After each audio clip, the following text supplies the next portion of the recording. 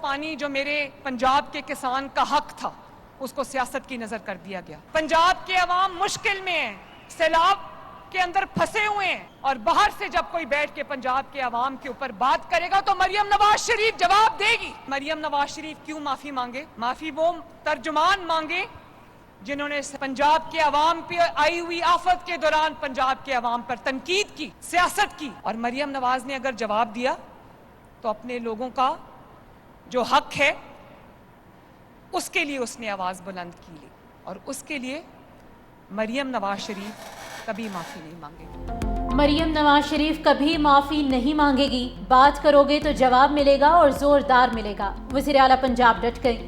کہا پنجاب میں مصیبت آئی تو ایک صوبے نے غلط تنقید کی. BISP غریب لوگوں کا ڈیٹا ہے, مجھے سیلاب متاثرین کا ڈیٹا چاہیے تھا. کہتے ہیں عالمی امداد کیوں نہیں مانگتے؟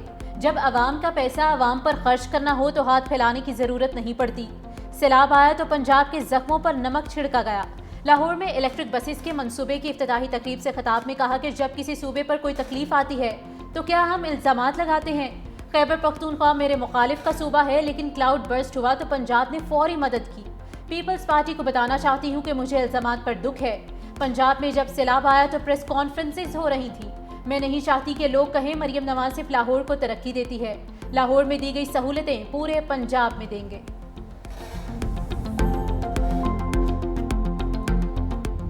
وزیر اعلیٰ مریم نواز کے بیانات پر پیپلز پارٹی کی ناراضگی برقرار. ارکان کا قومی اسمبلی اجلاس سے آج بھی واک آؤٹ. سینئر رہنما نوید قمر نے کہا ہمیں یقین دہانیاں کروائی گئی تھیں لیکن گراؤنڈ پر ابھی تک وہی صورتحال ہے. ہم ایوان سے پھر واک آؤٹ کرتے ہیں. حکومت کے منانے پر پیپلز پارٹی کے ارکان ایوان میں واپس آ گئے. نائب وزیر اعظم اسحاق ڈار نے کہا ایک دوسرے پر الزام تراشی کسی کے لیے بھی فائدہ مند نہیں. دونوں جماعتوں کے درمیان گولہ باری اور جوابی گولہ باری روکنا ہوگی. اسحاق ڈار کی تقریر کے دوران اپوزیشن ارکان کے فلسطین کا سودا نامنظور کے نعرے. اپوزیشن ارکان نے کہا کہ سعودی عرب کے ساتھ معاہدے سے پہلے پارلیمنٹ کو اعتماد میں نہیں لیا. فلسطینی عوام کو پوچھے بغیر کوئی معاہدہ قابل قبول نہیں. حکومت فوری طور پر گلوبل سموتھ فلوٹیلا واقعے پر اقدامات کرے.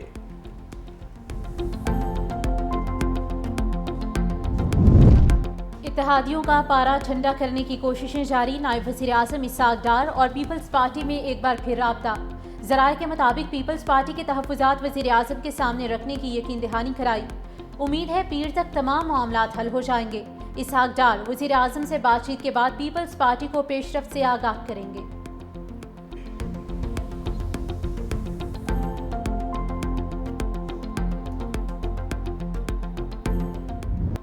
غزہ امن معاہدے میں شامل 20 نکات ہمارے نہیں, ڈرافٹ میں تبدیلی کی گئی.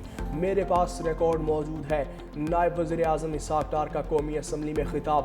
بولے سعودی وزیر خارجہ نے کہا ہمارے پاس دو آپشنز ہیں, یا تو معاہدہ مسترد کر دیں یا انہیں معاہدے پر عمل کرنے دیں. کیا ہم نے صرف تماشا دیکھنا ہے؟ بیانات دینے ہیں؟ معاہدہ مسترد کرنا اسرائیل کو جارحیت کی اجازت دینے کے مترادف ہوگا. پاکستان کی ریاستی پالیسی تو فلسطین کا دو ریاستی حل ہی ہے. فلسطینی اتھارٹی اور دیگر ممالک نے مذاکرات کے نکات کو خوش آئند قرار دیا. غزہ میں مکمل جنگ بندی اور تعمیر نو کی ضرورت ہے. مسئلہ فلسطین پر پاکستان کی وہی پالیسی ہے جو قائد اعظم کی تھی, اس میں کوئی تبدیلی ہوئی اور نہ ہوگی. مزید کہا سعودی عرب کے ساتھ دفاعی معاہدہ بہت اہم ہے. اللہ نے ہمیں حرمین شریفین کے محافظوں میں شامل کیا. کئی ممالک نے پاکستان سے معاہدے کی خواہش ظاہر کی. وہ وقت جلد آئے گا جب پاکستان دوست ممالک کی سربراہی کرے گا. ایک نیا نیٹو. یار شمع کو بات شمع آتی ہے, وہ اندھیرا نظر نہیں آتا تو آ جائے گا نا, آخر میں شمع بھی آ جائے گی. شمع ہی آتی ہے نظر, آپ کو اور کچھ نہیں نظر آتا. جو ڈیلیگیشن جاتا ہے UN میں آفیشیل ڈیلیگیشن, اس کے لیے وزیر خارجہ لیٹر آف کریڈنس ایشو کرتا ہے. وہ لیٹر میں نے سائن کیا, اس میں یہ نام نہیں تھا یہ جو فرما رہے ہیں. وہ اسپیچ رائٹر کا جو 5-6 کا جو گروپ ہے جو اس ٹائپ کی چیزوں کو ہینڈل کرتے اس میں تھا, لیکن وہ میں سمجھتا ہوں کہ ان کے ان یوزول کنڈکٹ جو انہوں نے کیا ان کو نہیں کرنا چاہیے تھا. قومی اسمبلی میں شمع جنیجو کی گونج. PTI رہنما شاہد خٹک نے پوچھا کہ اقوام متحدہ میں شمع جنیجو کیا کر رہی تھی. اسحاق ڈار نے طنز کیا آپ کو دن اور رات میں صرف شمع نظر آتی ہے. واضح کیا کہ لیٹر آف کریڈنس میں شمع جنیجو کا نام نہیں تھا. وزیر اعظم کی تقریر لکھنے والوں اور دیگر لوگوں میں شمع جنیجو شامل تھی. شمع جنیجو نے غیر ذمہ دارانہ بات کی جو ان کو نہیں کرنی چاہیے تھی۔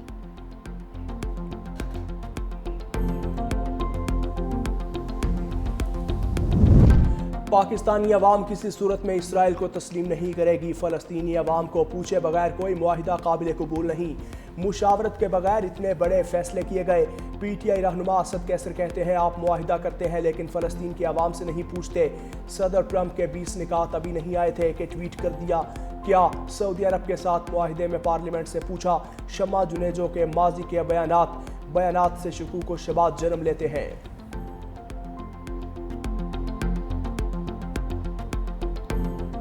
اسلام آباد پریس کلب پر پولیس کے حملے کے خلاف صحافیوں کا پریس گیلری سے واک آؤٹ۔ وزرائے مملکت طلال چودھری اور عقیل انجم صحافیوں کو منانے پہنچ گئے۔ طلال چودھری نے کل کے واقعے پر دوبارہ معذرت کرتے ہوئے کہا کہ جو ہوا قابل افسوس ہے۔ نیشنل پریس کلب جو مطالبات دے گا اس پر عمل ہوگا۔ پریس کلب کے بغیر ہم ادھورے ہیں۔ وزیر اعظم شہباز شریف کو بھی اس واقعے پر مکمل بریفنگ دی گئی۔ دوسری جانب اسلام آباد پریس کلب واقعے کے خلاف ملک بھر میں صحافی سراپا احتجاج۔ پریس کلبز پر سیاہ پرچم لہرا دیے گئے۔ حکومت سے ذمہ داران کے خلاف کارروائی کا بھی مطالبہ۔ صدر لاہور پریس کلب ارشد انصاری نے کہا کہ اگر حکومت نے روش نہ بدلی تو ملک بھر کی صحافی برادری احتجاج کرے گی۔ ہمیں دیوار سے لگانے کی کوشش ناکام ہوگی۔ وزیر مملکت طلال چودھری نے ایمل ولی خان کو نشانے پر رکھ لیا۔ میڈیا سے گفتگو میں کہا ایمل ولی نے مشہوری کے لیے غیر ذمہ دارانہ بیانات دیے۔ آسمان کی طرف تھوکنا ان کی عادت ہے۔ آپ کی قابلیت کا سب کو پتہ ہے۔ ایزی لوڈ والے اب بات کرتے ہیں۔ پاکستان کی کامیاب ڈپلومیسی کی 80 سالوں میں مثال نہیں ملتی۔ فیلڈ مارشل ذاتی شوق کے لیے دورے نہیں کرتے۔ قومی مفاد کے معاملے پر کوئی سیاست نہیں ہونی چاہیے۔ مزید کہا صحافیوں نے قومی اسمبلی اجلاس کا بائیکاٹ ختم کر دیا جس پر ان کا شکر گزار ہوں۔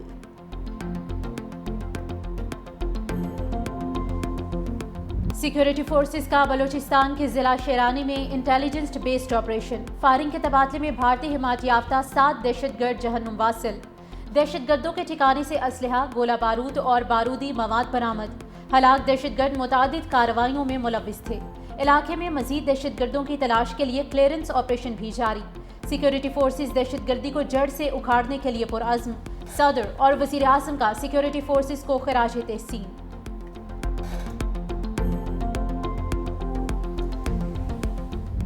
آزاد کشمیر میں مذاکرات کا دوسرا دور جاری۔ قبل ازیں وفاقی وزراء اور عوامی ایکشن کمیٹی کے درمیان مذاکرات کا پہلا دور مکمل ہوا جو 2 گھنٹے جاری رہا۔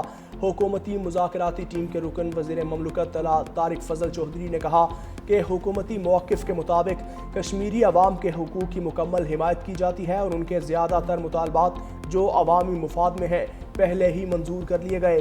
تاہم باقی چند مطالبات کے لیے آئینی ترامیم درکار ہیں جن پر بات چیت جاری ہے۔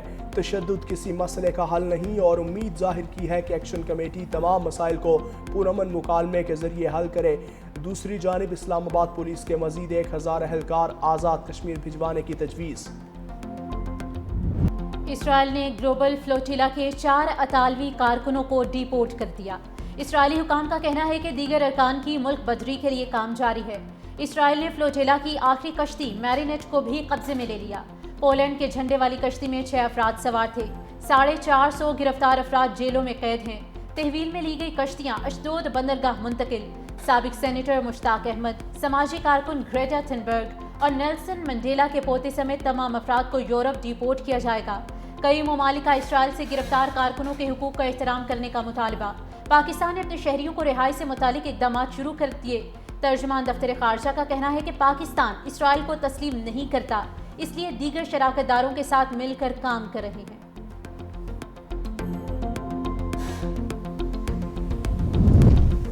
چیئرمین پیپلز پارٹی بلاول بھٹو زرداری کا گلوبل سموتھ فلوٹیلا کو روکنے پر شدید رد عمل۔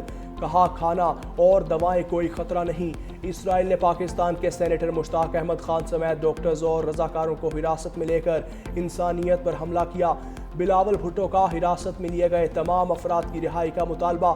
غزہ کے لیے انسانی راہداری اور فلسطین کے لیے انصاف کا بھی مطالبہ۔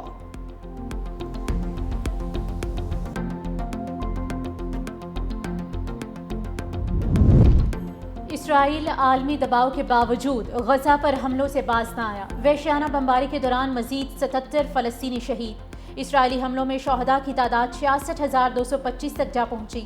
اسرائیل کی اہل غزہ کو انخلا کی آخری دھمکی۔ صفاق صہیونی وزیر دفاع نے کہا کہ جو بھی شہری غزہ میں باقی رہا اسے دہشت گرد یا دہشت گردی کا حامی تصور کیا جائے گا۔ 1 ماہ کے دوران 4 لاکھ فلسطینی گھر بار چھوڑ کر۔ 7 جنگیں ختم کروا چکا، غزہ میں جنگ ختم ہوئی تو یہ 8ویں جنگ ہوگی۔ امریکی صدر ڈونلڈ ٹرمپ مشرق وسطیٰ میں امن کی بحالی کے لیے پر امید۔ کہا ایسا لگتا ہے 3000 سال بعد مشرق وسطیٰ کا مسئلہ حل ہو سکتا ہے، ہم غزہ میں مکمل امن حاصل کریں گے۔ ترجمان وائٹ ہاؤس کیرولین لیوٹ نے کہا صدر ٹرمپ غزہ امن منصوبے پر حماس کے رد عمل کے لیے سرخ لکیر کھینچیں گے۔ امید ہے حماس غزہ امن منصوبہ منظور کر لے گا۔ دوسری جانب حماس کے سیاسی بیورو کے رکن محمد نزال کا کہنا ہے صدر ٹرمپ کے غزہ منصوبے کا جلد جواب دیں گے، غیر مسلح ہونے کی شرط کسی صورت قبول نہیں۔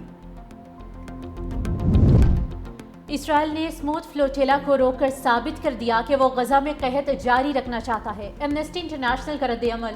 ایمنسٹی انٹرنیشنل نے فلوٹیلا کے خلاف آپریشن کو سنگین کارروائی قرار دیتے ہوئے کہا کہ اسرائیلی حکومت کا فلوٹیلا روکنے کا مقصد نسل کشی کے خلاف آوازیں دبانا ہے۔ دوسری جانب انروا چیف فلپ لازرینی کا کہنا ہے کہ اسرائیل غزہ شہر میں بڑے پیمانے پر قتل عام کی تیاری کر رہا ہے۔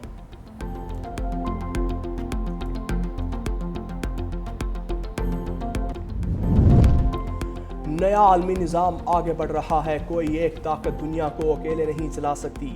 روسی ولادیمیر پوٹن نے کانفرنس سے خطاب میں کہا کہ عالمی توازن روس کے بغیر ممکن نہیں، مگر یورپی ممالک یوکرین کو استعمال کر رہے ہیں۔ یوکرین کے لیے بہتر ہے وہ سمجھوتے پر غور کرے۔ نیٹو پر حملے کی باتیں موضوع کا خیز ہیں، روس کے خلاف کسی بھی فوجی کارروائی کا بھرپور جواب دیا جائے گا۔